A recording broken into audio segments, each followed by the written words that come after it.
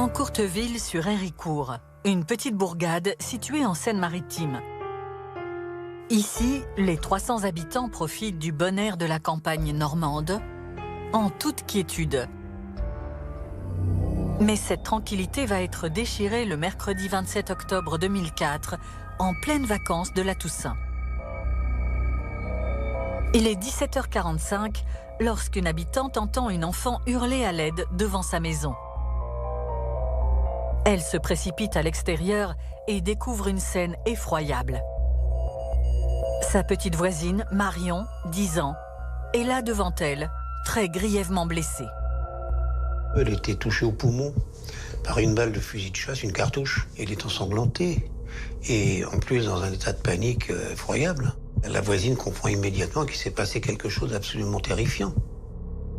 Marion dit tout le monde a été tué dans la maison. Elle l'a répété, tout le monde a été tué dans la maison. Elle a dit que c'était son frère aîné, Pierre, présent, qui était l'auteur du massacre. C'est la seule qui a survécu. Elle a pu réussir à échapper, puis elle est allée chez les premiers voisins chez qui elle a pu frapper, les premiers qu'elle a trouvés. La voisine, qui connaissait bien évidemment la famille, réagit immédiatement et appelle et les secours et les gendarmes.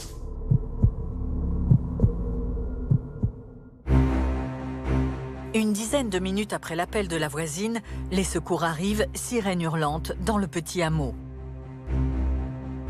Marion est conduite en urgence au CHU de Rouen. Son pronostic vital est engagé.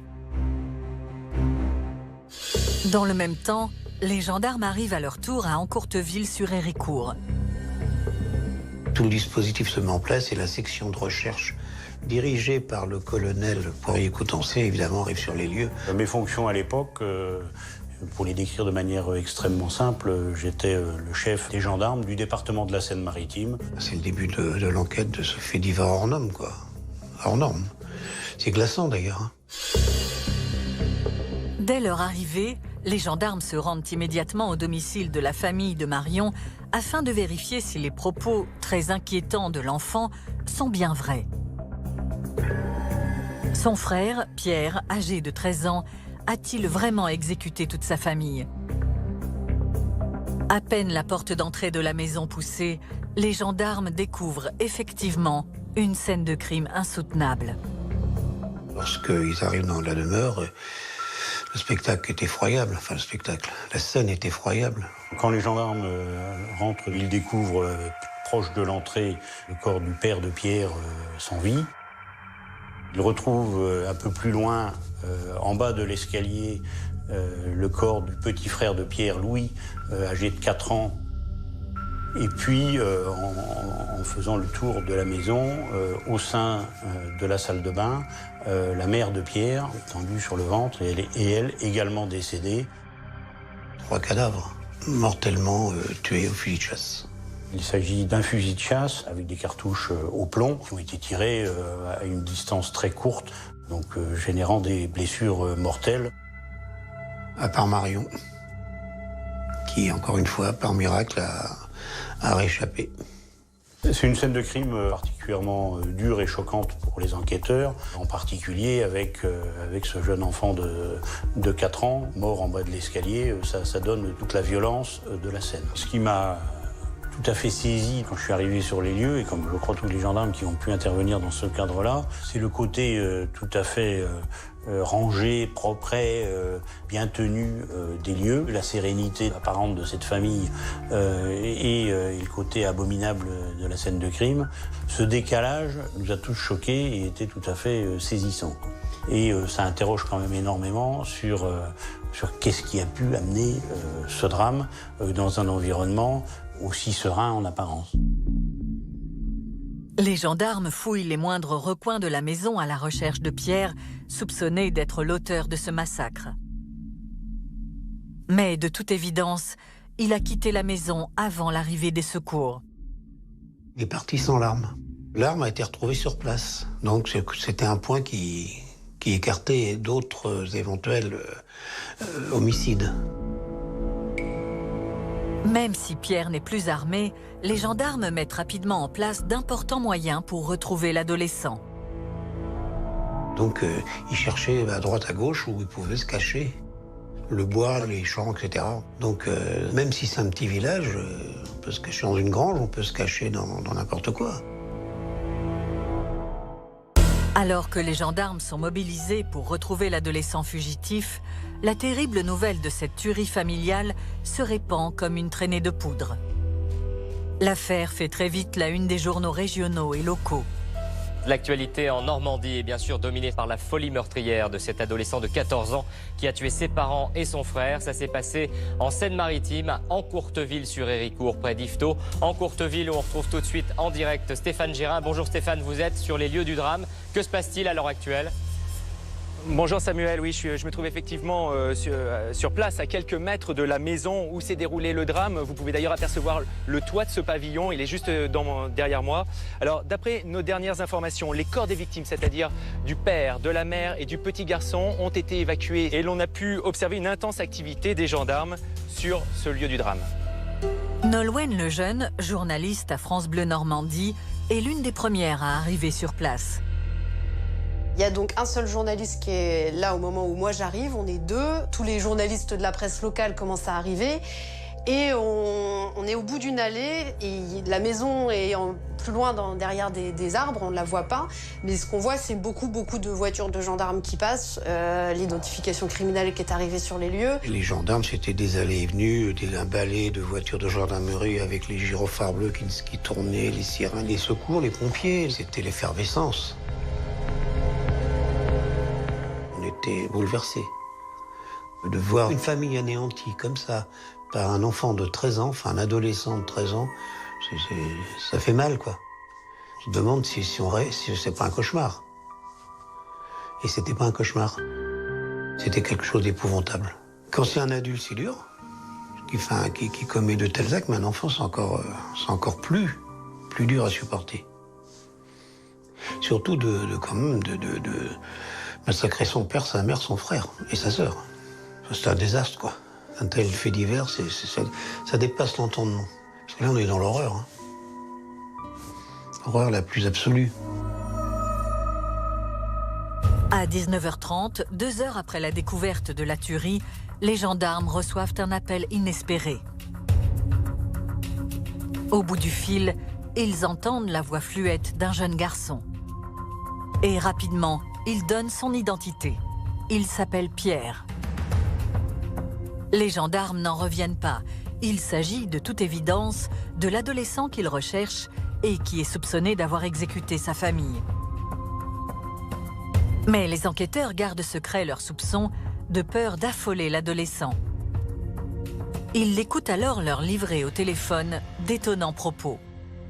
Il a téléphoné à la gendarmerie et il a commencé à raconter qu'il ne comprenait pas, qu'il était rentré chez lui, qu'il avait vu les 2 voitures, celle de son père et celle de sa mère, mais que la porte était fermée, que personne ne lui répondait, que c'était bizarre. Il dit au secours, je peux plus rentrer chez moi, tout est fermé à clé, j'ai pas les clés et il se passe quelque chose de bizarre. Il dit qu'il a regardé par la porte vitrée, qu'il a vu du désordre et un corps étendu par terre. Il dit j'ai aperçu un corps par terre et j'ai cru reconnaître celui de mon père. À ce moment-là, il a décidé de partir et d'appeler au secours les gendarmes. Donc à ce moment-là, le centre des opérations de la gendarmerie a fait le lien entre les 2 affaires. Les gendarmes ont tout de suite compris qui ils avaient au téléphone et l'ont gardé suffisamment longtemps pour pouvoir le localiser. Les gendarmes savaient, quand il a appelé, qui il était, ce qui s'était passé. Donc ils ont fait durer la conversation. Ils lui ont parlé longtemps, ils lui ont posé des questions. Ils ont entretenu une conversation d'environ une quinzaine de minutes avec Pierre. Il a dit qu'il était dans une cabine téléphonique, donc c'était d'identifier le lieu précis de la cabine téléphonique et surtout de permettre aux gendarmes les plus proches de se déplacer sur les lieux pour pouvoir l'interpeller. Et il localise la cabine. Les gendarmes locaux se sont déplacés immédiatement à la cabine téléphonique. Et pendant que Pierre parlait, il y a 3 voitures de gendarmes qui sont arrivées et ils ont entouré la cabine et ils ont arrêté Pierre et ils sont tombés sur un enfant avec un visage d'ange et je crois qu'ils n'ont pas compris ce qui leur arrivait en fait. Ils avaient eu par leurs collègues des indications sur la scène du crime. C'était quelque chose d'atroce qui avait choqué beaucoup les gendarmes du coin. Et ils s'attendaient à tomber sur quelqu'un de totalement différent. Ils sont tombés sur un ange. Quand on fait le parallèle avec les faits, c'est tout à fait étonnant et décalé. C'est un enfant voilà, qui a l'air rayonnant, un bel enfant, si je puis dire. Je suis aussi père de famille, on voit ça de manière tout à fait surprenante, de dire, bon voilà, cet enfant qui a un peu l'âge des miens, voilà, c'est quand même tout à fait surprenant et on s'en souvient régulièrement et longtemps. Hein, donc, Les gendarmes, en fait, ils ont eu le sentiment qu'ils étaient en train d'arrêter leur fils, que ça pouvait être leur fils, et ils ne s'attendaient pas à ça. En fait, comme tout le monde, les gendarmes doivent avoir aussi des stéréotypes, c'est-à-dire que quand ils arrêtent un méchant, ils ont l'impression qu'il a une gueule de méchant, et que même si c'est un adolescent, il a une sale gueule ou une tête d'assassin. Et là, ils ont arrêté un ange. Et Pierre s'est laissé interpeller par les gendarmes sans aucune difficulté. Il les suit à la brigade, où il est immédiatement placé en garde à vue.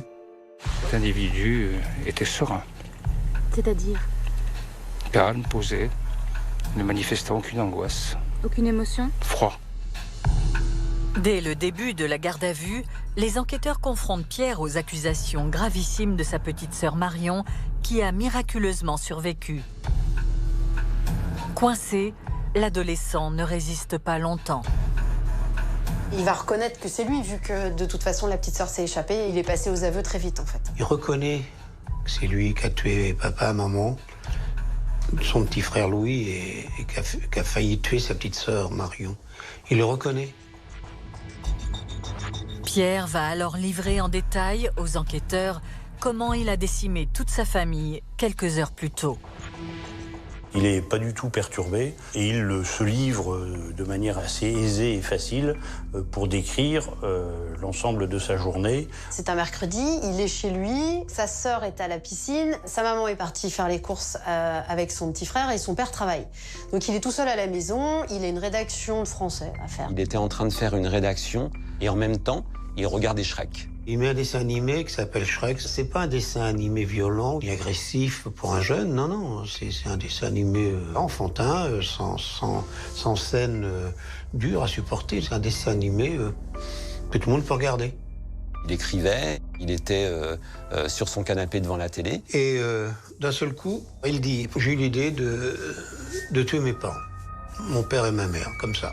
D'un seul coup. J'ai eu l'idée de tuer mes parents. On doit être vers 15 heures à peu près. Il va récupérer le fusil de chasse de son père dans le garage. Son père est un accro de la chasse, il a 5 fusils à la maison. Comme c'est un chasseur, malgré tout certainement un peu responsable, il sait qu'une arme dans la maison c'est dangereux, donc il cache les cartouches. Mais Pierre a entrepris de retrouver les cartouches. Et il a réussi, et c'est comme ça qu'il avait une arme à sa disposition. Donc il s'en est emparé, il l'a posé sur le canapé, sur la banquette. Il avait mis le fusil à côté de lui sur le canapé pendant qu'il rédigeait la rédaction et pendant qu'il regardait Shrek. Et quand il entend la voiture de sa mère rentrer dans la cour, il prend la télécommande, il met Shrek sur pause. Il s'empare du fusil qui est sur la banquette à côté de lui et il se met face à la porte d'entrée. Sa mère va rentrer des courses avec le petit frère et il met sa mère en joue. Il lui tire un coup de fusil de chasse à quelques mètres, à 2 ou 3 mètres, donc elle s'effondre. Le petit frère s'était pas vraiment rendu compte apparemment de ce qui s'était passé. Et quand sa mère est tombée, il s'approche de son petit frère, il le prend par la main. Il l'emmène à l'étage, il l'emmène dans sa chambre et il lui demande de faire des dessins. Il lui donne des crayons de couleur, des coloriages pour le rassurer, pour le calmer. Il n'avait pas l'intention de tuer son petit frère. Il lui dit, dessine, fais ce que tu veux, ne t'inquiète pas, tout va bien, ne crains rien, il n'y a pas de souci, je reviens tout de suite. Voilà, il redescend. Après avoir froidement tué sa mère, Lydie, 38 ans, Pierre redescend au rez-de-chaussée où gît encore son corps. Mais l'adolescent ne perd pas son sang-froid. Il arrive à mettre le corps de sa mère dans la salle de bain, en l'attirant. Tant bien que mal, mais enfin, il y arrive. Il la tire jusque dans la salle de bain, de manière à laisser la place libre. Il referme la porte sur elle. Puis, il se réinstalle dans le canapé face à la télévision pour continuer à voir son dessin animé Shrek, comme si de rien n'était. Ce qui est incroyable, c'est ça, il remet le fusil sur la banquette et il continue à visionner le dessin animé Shrek là en question. Alors c'est ça qui est inconcevable, là, parce que quand même là, il s'est passé des choses gravissimes et lui, ça l'empêche pas de reprendre sa rédaction, de regarder à nouveau le dessin animé avec une tranquillité absolument incroyable. Là, il est sur le canapé, il recharge le fusil, il remet Shrek en marche et il attend. Et la deuxième personne à rentrer, c'est sa sœur qui était à la piscine. Marion, dès qu'elle rentre, sa mère voulait qu'elle se douche. À cause de l'eau de la piscine, justement, et du chlore, etc. Et il le savait, Pierre. Et il savait aussi qu'il y avait le corps de sa mère dans la salle de bain. Donc il la suit. Il essaye de l'en empêcher, je crois qu'ils se disputent. Il lui dit de pas y aller. Donc, elle n'entend rien. Elle dit, je vais aller me doucher, point. C'est comme ça. Et il lui dit, tu n'y vas pas. Et donc, il l'attire dans l'arrière-cuisine. Et il lui tire dessus pour lui essayer de l'empêcher d'aller dans la salle de bain. Il tire une cartouche, là aussi, sur sa sœur, qui s'effondre. Il l'a laissée pour morte, quoi. Il pensait qu'effectivement, il n'avait pas survécu au coup de fusil de chasse qu'il lui avait asséné. Marion est grièvement blessée, touchée au poumon. Mais elle reste au sol, immobile, et retient sa respiration. À ce moment-là, Louis, 4 ans, qui était resté jusque-là tranquillement dans sa chambre, panique après avoir entendu ce nouveau coup de fusil. Le petit frère entend ce qui vient de se passer, donc il arrive en hurlant en haut de l'escalier. Et à ce moment-là, je pense que Pierre a peur que ça alerte le voisinage. Et puis surtout, il ne sait pas très bien comment le raisonner. Il est vraiment paniqué et il a une sorte de geste réflexe. Il avait un fusil avec 2 coups. Il a une sorte de geste réflexe et il lui tire dessus. Louis, âgé de 4 ans, il déboule l'escalier, s'effondre. Et Pierre repose son fusil, va rechercher les cartouches, parce qu'il n'avait plus de cartouches dans le garage. À ce moment-là, Marion profite de cette phase où il est absent. Elle a réussi à reprendre un petit peu de vigueur et de force. Il s'était réfugié dans la salle de bain, où il découvre d'ailleurs le corps de sa maman. Sa mère, à côté d'elle, morte. Et ça, c'est une image qui est très difficile pour elle à effacer. C'est indélébile. Et la jeune gamine arrive par miracle aussi à s'échapper par un Velux de la pièce, la salle de bain. Elle saute et elle court chercher du secours chez le voisin le plus proche. Elle sauve sa vie comme ça, quoi. Elle a eu ce réflexe de survie, en fait. Parce que c'était pas évident non plus, ça, dans l'état où elle était. Elle a comme la force de passer par la fenêtre et de partir chez la voisine. Marion se traîne difficilement. Elle perd beaucoup de sang. La centaine de mètres qui la séparent de chez la voisine est interminable. D'autant que la maison est isolée et qu'il n'y a pas de passage dans ce tout petit hameau. Pendant ce temps, Pierre, qui ne s'est pas aperçu de la fuite de sa sœur, peut donc poursuivre tranquillement son scénario macabre. Il a repris la lecture de Shrek et il reprend exactement le même mode opératoire. Et il poursuit sa rédaction. Alors qu'il y a déjà, selon lui, 3 morts. Parce qu'il ignore que Marion est encore en vie. Et il a rechargé le fusil et il attend que son père rentre du travail.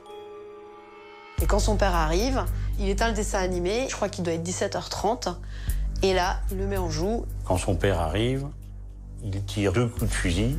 Là, pareil, à une distance très courte, son père s'effondre. Le père s'écroule dans l'entrée de la petite maison. Il l'abat froidement.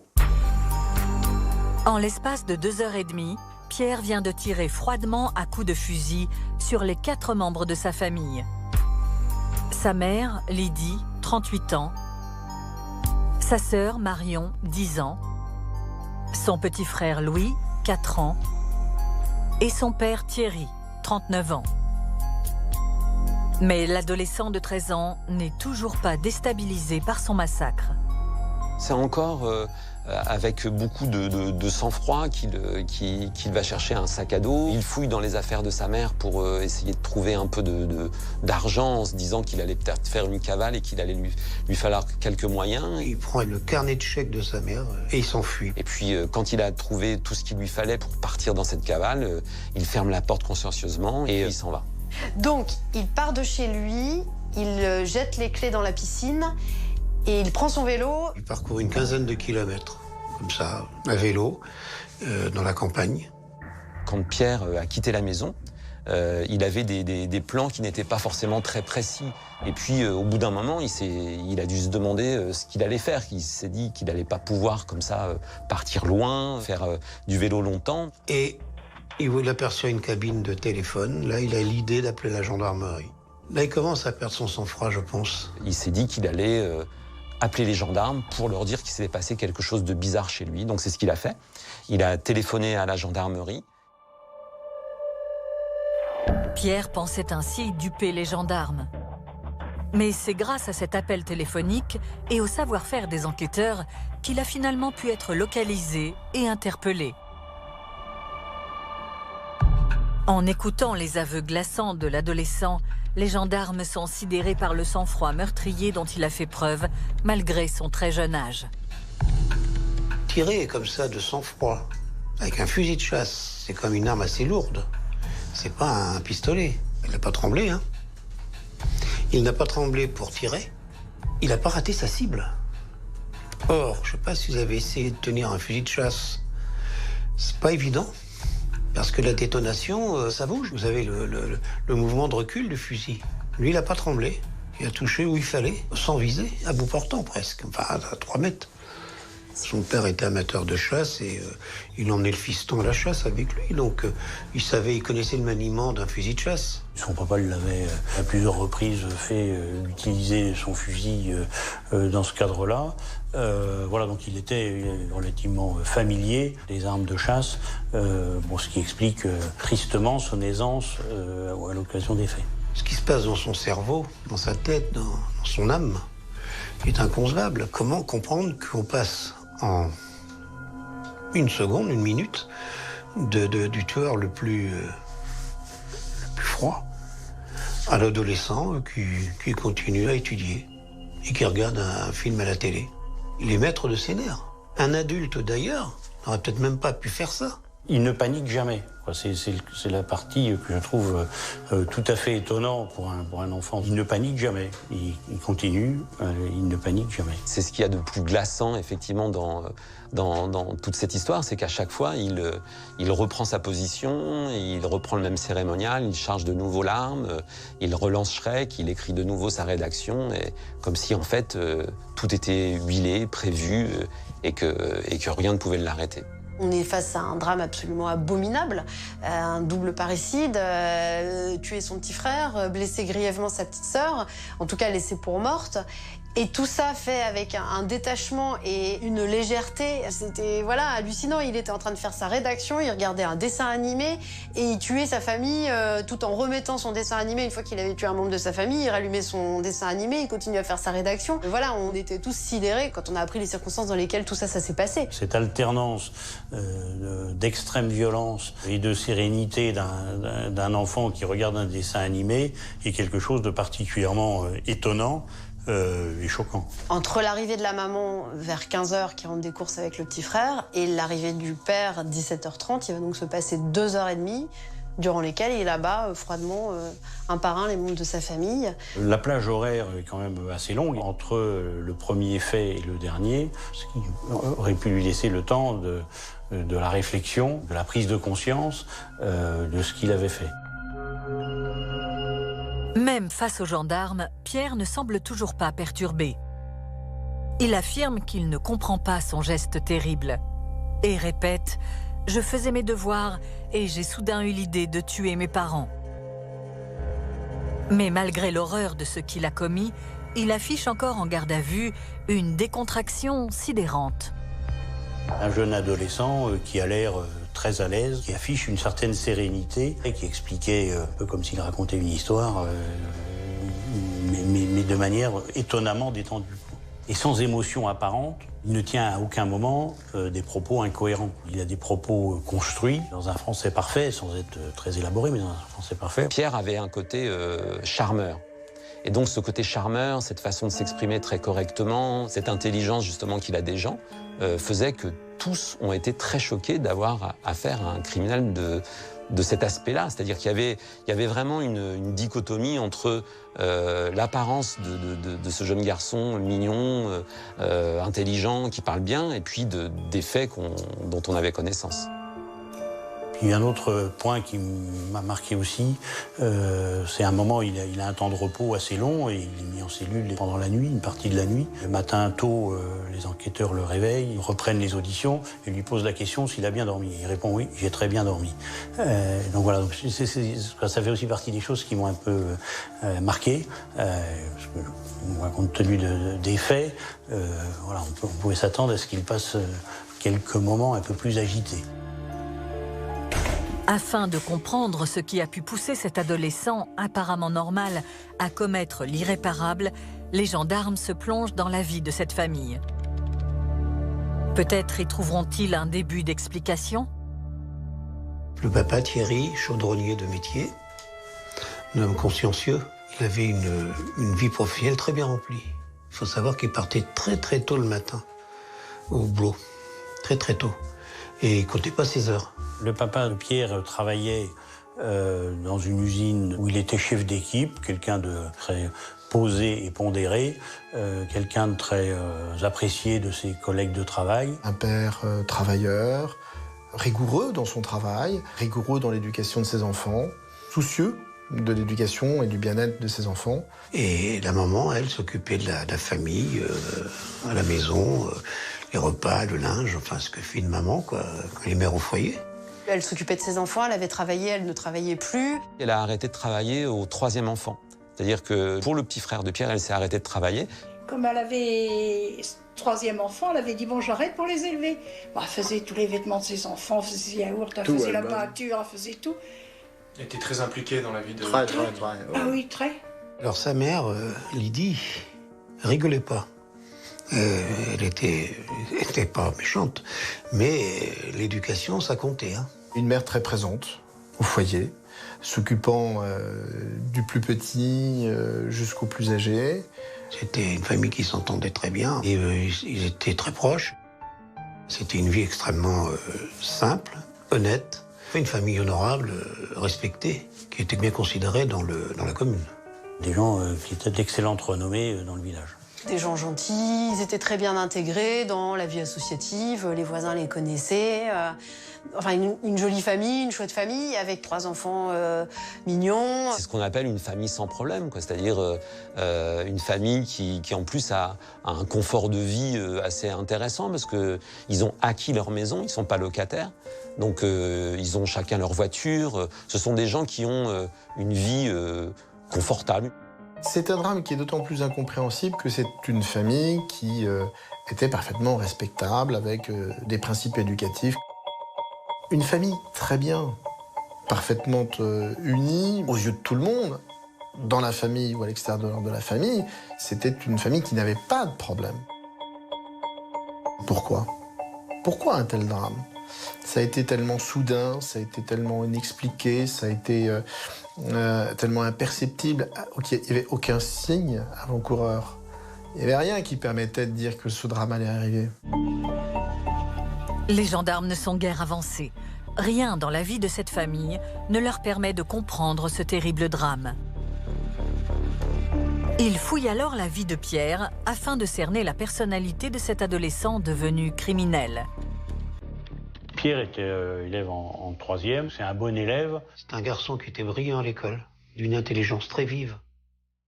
Il était très bon élève. À l'école, ça se passait très bien. Moi, j'ai rencontré un ancien professeur de mathématiques qui l'avait eu en 6e et qui était son professeur principal. Il le décrivait vraiment comme un garçon intelligent, facile, sans problème. Pierre, c'est un enfant doué, intelligent, très vif d'esprit, plein de répartie. Il avait déjà un répondant adulte. Il disait déjà quand même des choses et il répondait assez franchement aux choses qu'on lui disait. Il avait quand même quelque chose de différent des autres enfants de son âge. Pierre, dans le village, était considéré comme un premier communion, quoi. Comme on dit, une gueule d'ange. D'ailleurs, il y a un livre qui a été fait de Jean-Marc Huit qui s'appelle Gueule d'ange. Et c'est le terme exact. Il avait été enfant de chœur pendant assez longtemps. Il venait donc assidûment, ici, dans cette église. L'abbé Lejeune, très ému, se souvient d'un jeune paroissien qu'il connaissait particulièrement bien.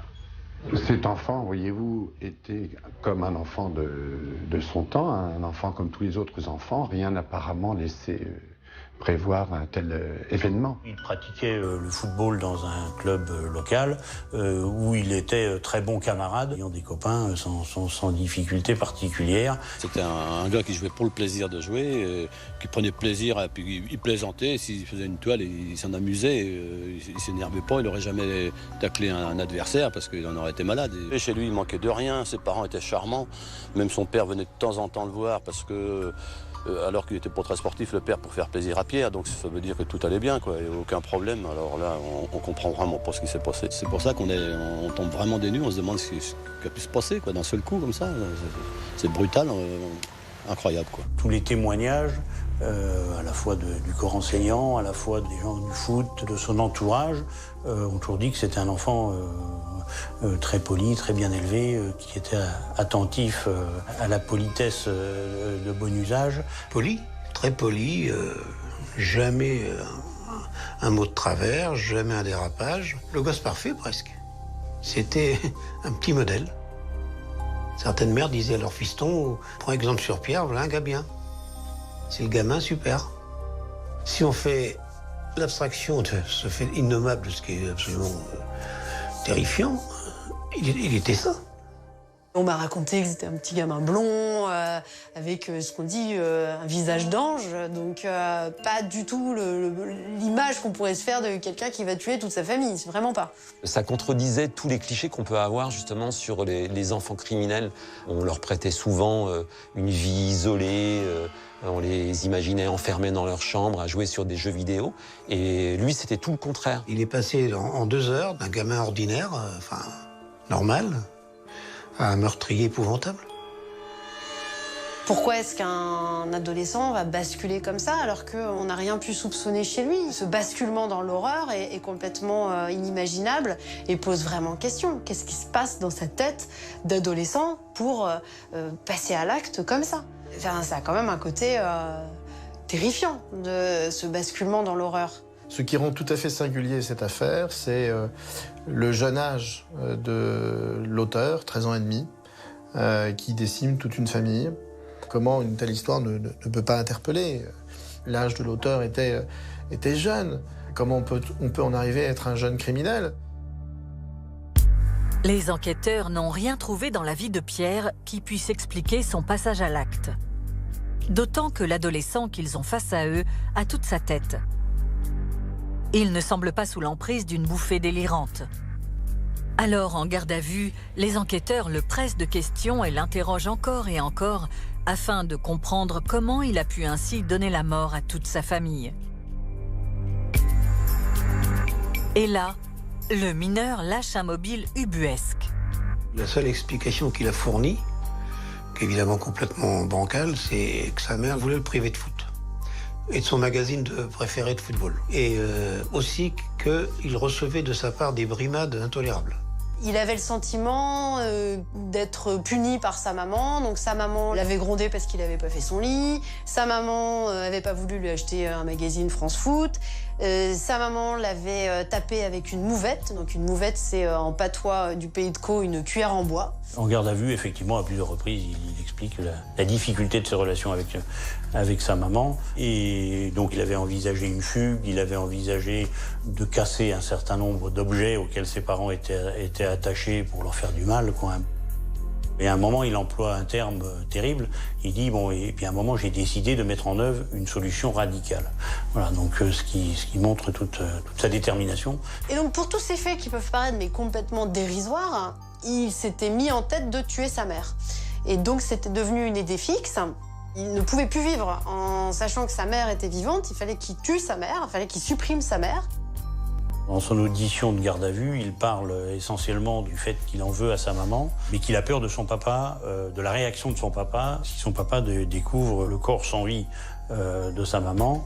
Voilà, une fois qu'il a décidé, et surtout éliminer sa maman, il ne voit pas d'autre solution que d'éliminer son papa, parce que sinon il pense qu'il sera dans une situation compliquée. Il s'était dit dans sa tête d'enfant, mais si je tue maman, papa va me tuer. Donc il faut que je tue papa. Le mobile, c'est ça. C'est France Foot, j'ai pas fait mon lit, maman m'a grondé et elle m'a donné un coup avec une mouvette. Voilà. Ce qui a donné une tuerie complètement aussi atroce. Partir d'éléments aussi dérisoires et d'arriver à un carnage comme ça. Et les motifs ont apparu aux enquêteurs initialement relativement dérisoires. C'est-à-dire qu'effectivement, il est arrivé un certain nombre de fois passez-moi l'expression, que sa maman ne cède pas à ses caprices. Et en fait, tout le monde sait bien que ses parents voulaient qu'il y ait une éducation stricte, mais strict ne veut pas dire méchant. Effectivement, les parents de Pierre étaient des parents exigeants, à la fois sur les aspects de comportement, de politesse et autres, sur les aspects de travail à l'école et autres. Il n'a pas été révélé dans les phases d'enquête de violence particulière ou autre. C'était une éducation que je pourrais qualifier de rigoureuse, mais sans violence. Il a abattu toute sa famille pour vraiment des motifs archi futiles. Rien ne justifiait un tel drame. C'est totalement incompréhensible, complètement inacceptable. Les gendarmes sont sidérés par les aveux de Pierre, mais aussi par son attitude en garde à vue. Même plusieurs heures après avoir exécuté toute sa famille, il affiche une froideur déconcertante quand il parle de sa mère et de son père. Mais il est triste pour son petit frère et sa petite sœur. Il a tout de suite des regrets très marqués d'avoir fait du mal à son frère et à sa sœur.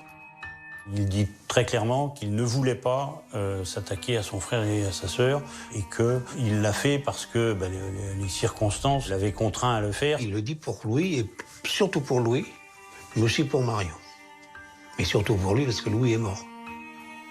Sa sœur aussi. Il regrettait pour sa sœur de lui avoir tiré dessus, quoi. Il a dit là, je regrette. Mais papa, maman, non. Son père et sa mère, non. Il n'a jamais, et c'est ça qui l'a desservi quand même, il n'a jamais exprimé un seul regret. L'affaire est tellement hors norme que le procureur de la République organise, dès le lendemain des faits, une conférence de presse devant les journalistes venus nombreux. Comme moi, fréquenter le crime depuis 31 ans, il y a des événements, des drames auxquels on ne peut pas s'habituer parce que ça reste complètement inexplicable. Je crois que c'est terrifiant, effectivement, d'entendre et d'écouter ce qui ressort de ces déclarations. Il l'a fait de sang-froid, il est complètement détaché, neutre. Il a dit « L'idée m'est venue de tuer mes parents ». Et il est passé immédiatement aux actes préparatoires.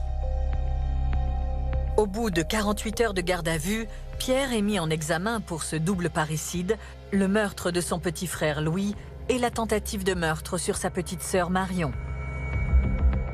L'adolescent est incarcéré dans une prison, dans un quartier pour mineurs.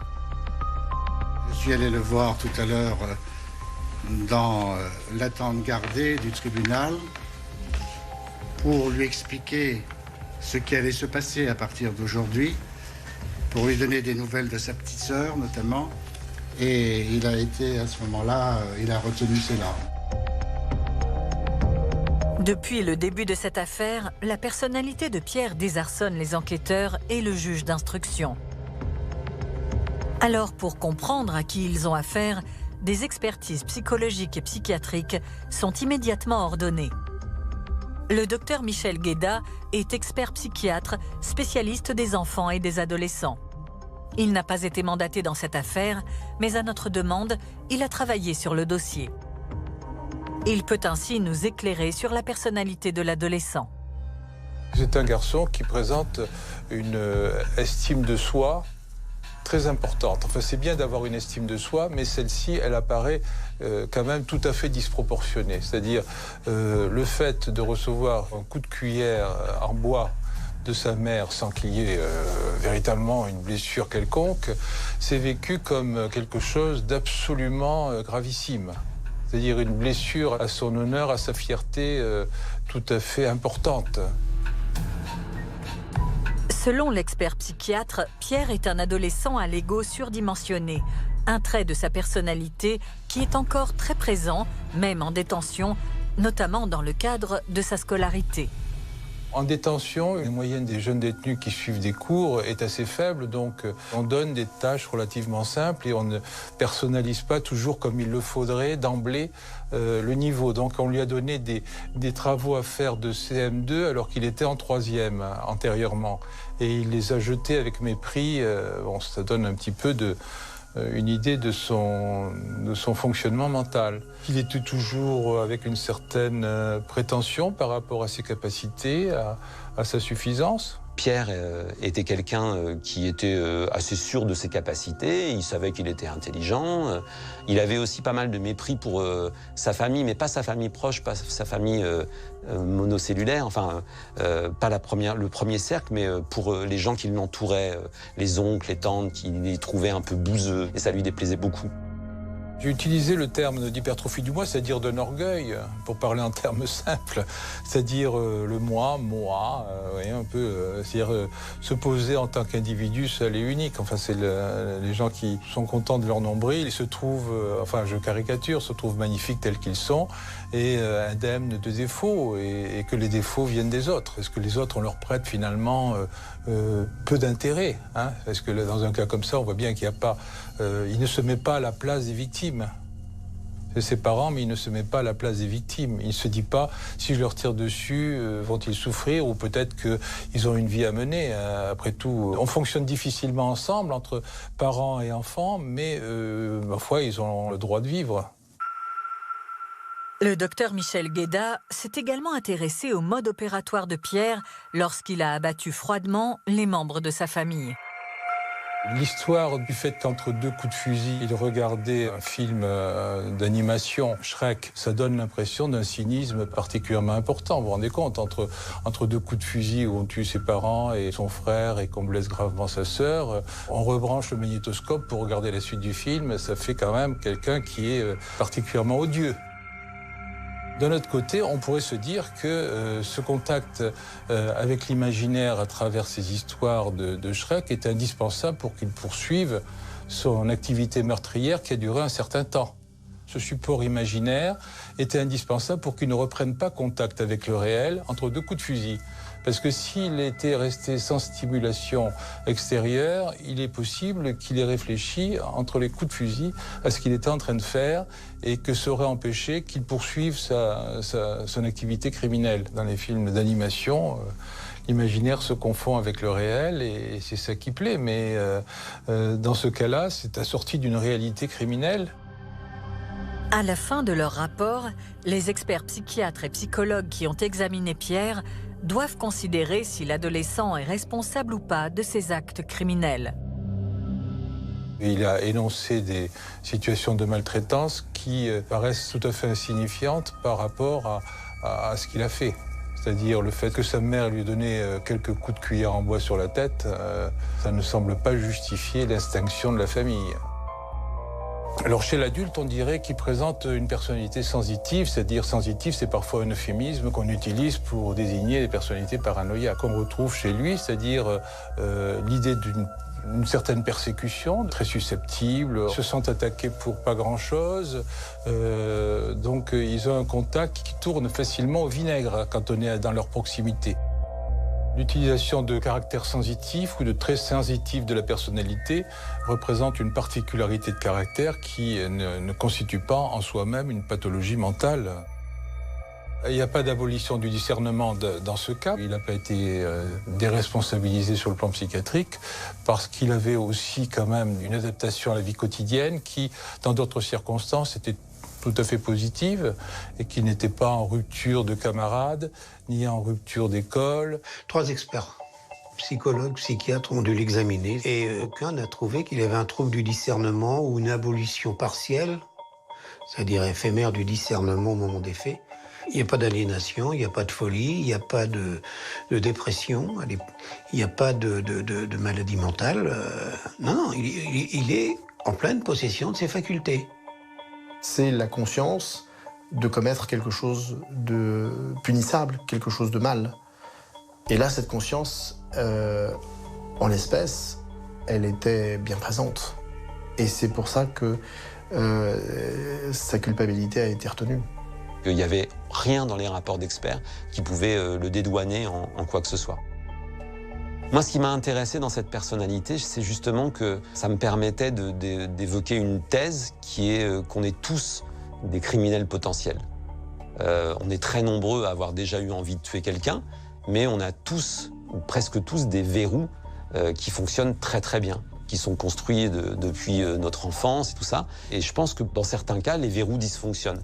Et Pierre, il m'a vraiment donné ce sentiment-là. C'est-à-dire c'est quelqu'un, comme vous le décrivez, qui est un bon élève, un sportif, pas un sociopathe, quelqu'un qui, au contraire, va vers les autres.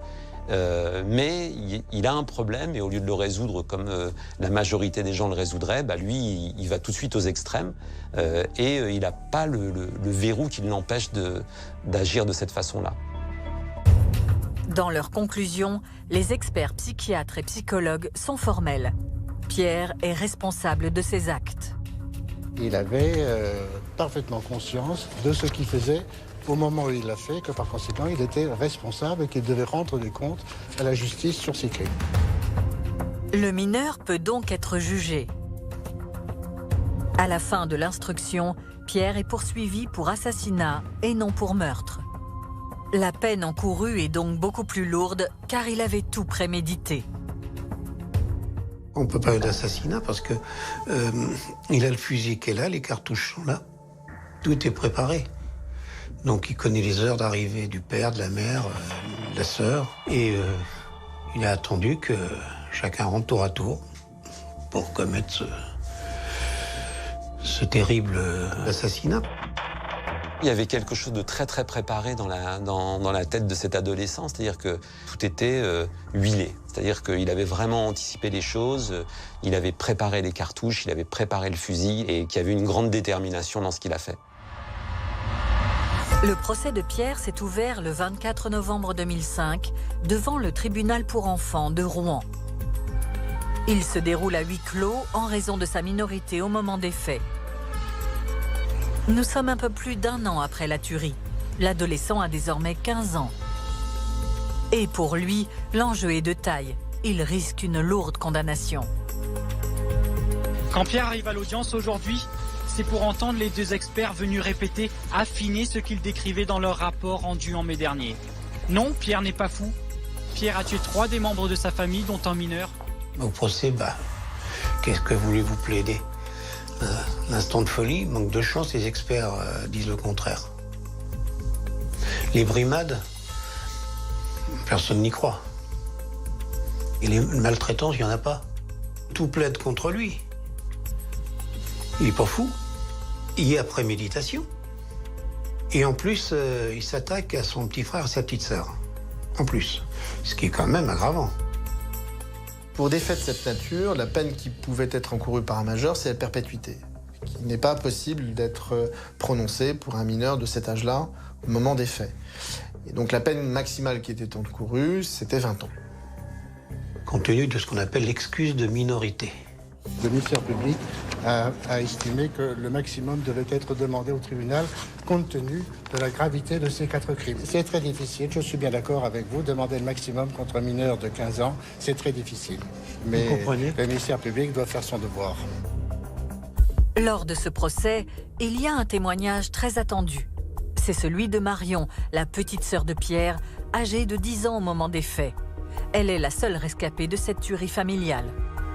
La sœur n'était pas présente au procès de son frère. C'était impossible. Cette confrontation était impossible à vivre. Donc il a fallu que je puisse porter sa parole, expliquer ce qu'elle ressentait. Elle n'était pas présente au procès, mais elle envoyait une longue lettre. Et à aucun moment, elle ne corrobore ce que dit Pierre. Elle dit que cette violence, elle n'en a jamais été témoin. Elle ne se rappelle pas de moments dans leur vie commune où cette violence s'est exercée. C'est-à-dire que la seule explication qu'il pouvait donner, elle était contredite par la seule survivante de la famille. Elle est la seule survivante, elle est la seule témoin de ce qui s'est véritablement passé. Elle a quasiment tout vécu, de l'intérieur. Marion, sa sœur, ne s'est jamais plainte et n'a jamais vu de brimade dure à l'encontre de son frère. Non. Ses parents étaient des gens gentils. Ce qui s'est télescopé en permanence dans la tête de sa sœur, c'est cette incompréhension du geste de son frère. C'est comment il a pu lui faire ça. D'avoir ainsi décimé toute une famille, c'est quelque chose qui, pour cette sœur, est un bouleversement total, un cataclysme existentiel. Il est certain que le témoignage, même écrit, de Marion a pesé lourd dans la balance. Après 2 jours de procès, le verdict tombe. Après 2 heures de délibéré, les magistrats du tribunal pour enfants ont condamné Pierre à 18 années de réclusion. Il a tout juste 15 ans. Mais malgré cette lourde peine, l'adolescent ne réagit pas. Pas de larmes, pas de mots, pas de regrets, rien. Ce qui était frappant, c'est qu'il avait l'attitude physique de quelqu'un qui n'a rien fait. Comme s'il avait volé un paquet de bonbons à la boulangerie du coin. Rien sur son visage n'est expressif. Rien. Impassible. Moi, je n'ai vu personne qui l'a plaint. Un gosse qui est condamné à 18 ans de prison, des fois, on s'apitoie. On peut trouver des excuses. Là, personne n'a été en sa faveur. Personne, aussi bien dans l'opinion publique en général, hein, personne qui lit le journal, qui écoute la radio, la télé, aussi bien que ceux qui ont suivi le procès de près ou de loin, aussi bien que la presse, personne ne s'est révolté contre cette sentence. En fait, les gens disaient en eux, mais il n'y a que ce qu'ils méritent. Voilà. Là, l'opinion publique l'a condamné aussi pour avoir fait ça. Que voulez-vous? Même qu'il ait que 13 ans, c'est immonde. Après son procès, Pierre est retourné en prison purger sa peine. Et 3 ans plus tard, Jean-Marc Pitt, grand reporter et écrivain, a décidé d'écrire un roman inspiré de ce drame familial. Il a intitulé son livre « Gueule d'ange ». Quand le livre a été fabriqué, l'objet, la première personne à qui je l'ai envoyé, c'est lui. Je savais qu'il était majeur et que s'il avait envie de me rencontrer, il en aurait la possibilité. Et il m'a écrit en me disant qu'il n'avait pas envie de se pencher pour l'instant sur son passé, donc il n'avait pas lu le livre, mais qu'il l'avait fait lire à des co-détenus qui lui avaient dit que c'était un livre qui permettait de mieux le comprendre et que donc il accepterait volontiers de me rencontrer. Donc j'ai fait les démarches pour avoir une autorisation de visite et je l'ai vu 3 fois au parloir. Donc je l'ai vu arriver vers moi. Donc il n'y avait plus grand lien entre la photo du petit élève de 6e, c'était la seule fois où j'avais vraiment vu sa photo, et puis le jeune homme qu'il était devenu. Il était vraiment dans la retenue, mais en même temps dans le charme. C'est-à-dire j'avais l'impression qu'il avait envie que je pense du bien de lui. J'ai eu l'impression d'être face à quelqu'un d'assez intelligent. Il s'exprime très bien. Il a une facilité d'élocution, il trouve facilement ses mots. Il ne parle pas une langue adolescente ou une langue de jeune. Il parle bien, posément, calmement. Et on sent que pour lui, c'est important. C'est-à-dire qu'il est tout le temps dans une forme de représentation. En tout cas, il donne un peu cette impression-là. Et ça, je l'ai ressenti dès le début. Et puis, il a accepté de me revoir une 2e fois. Jean-Marc Pitt fait partie des 2 seules personnes à rendre visite à Pierre en détention.